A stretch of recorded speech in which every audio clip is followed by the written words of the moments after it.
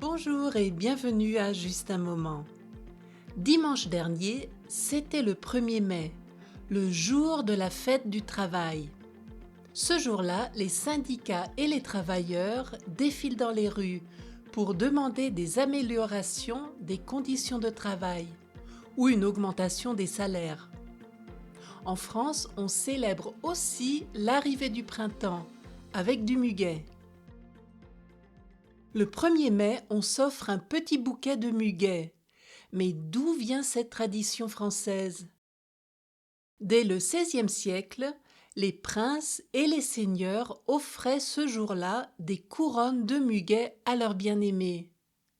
À l'époque, la fête de l'amour n'était pas célébrée à la Saint-Valentin, mais bien le 1er mai.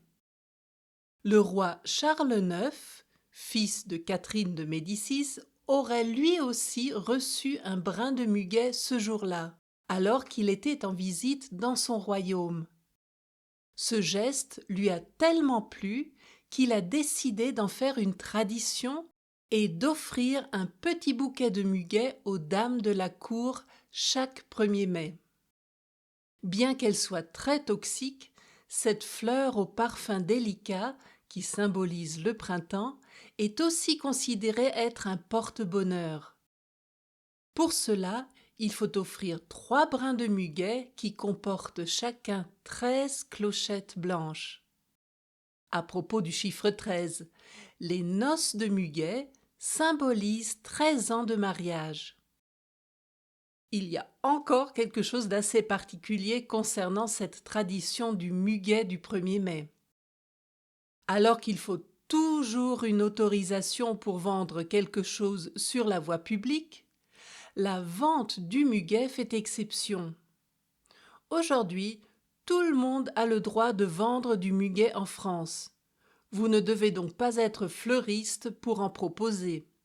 Mais attention, vous avez uniquement le droit de vendre du muguet en petite quantité, cueilli dans votre jardin ou dans la forêt. En général, il est interdit de vendre son muguet près d'un fleuriste, d'installer des tables ou encore d'appeler les passants.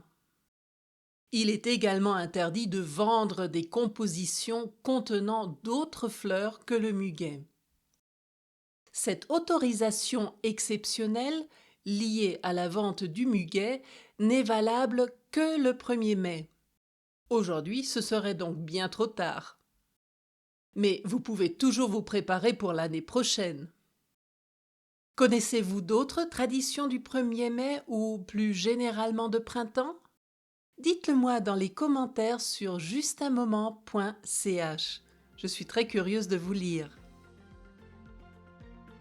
Et voilà pour aujourd'hui. Retrouvez-moi le 20 mai pour un nouvel épisode de Juste un moment. Vous n'avez pas tout compris dans cet épisode? N'oubliez pas que vous avez accès à toutes les transcriptions et explications de mots difficiles, ainsi que des activités et le glossaire de tous les mots expliqués depuis le premier épisode avec un abonnement à ce podcast.